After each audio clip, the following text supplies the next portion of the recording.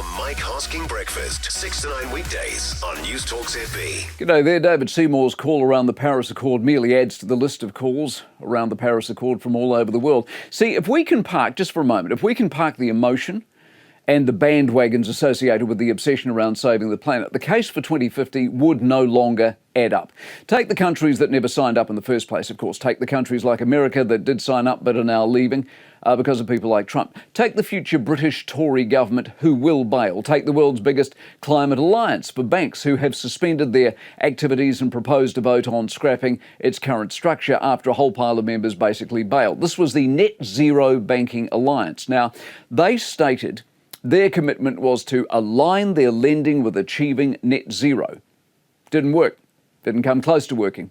Since Paris in 2015, let me give you some numbers. Banks globally have provided loans of $6.4 trillion US to oil and gas. 6.4. 4.3 trillion to green projects. The founder of a thing called Reclaim Finance, Lucy Pinson, says the reality is the banking alliance never truly challenged the fossil fuel business models. No kidding.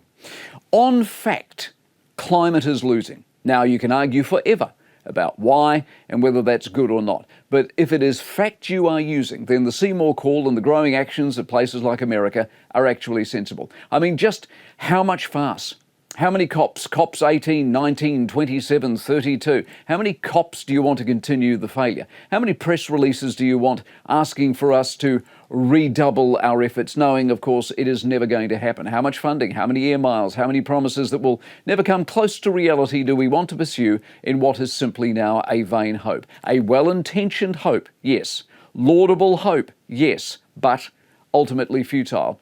Maybe, if you want to be positive, maybe net zero is sort of a guide, an aspiration, a let's give it a go and see how close we get sort of thing. Perhaps with no target, the whole world does fall apart.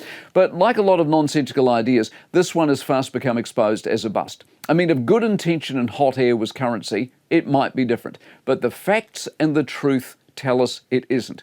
Maybe we're all going to hell in a handcart, a dirty, filthy, climate-induced handcart. Or maybe we aren't. But the juggernaut of Paris isn't working, never really did.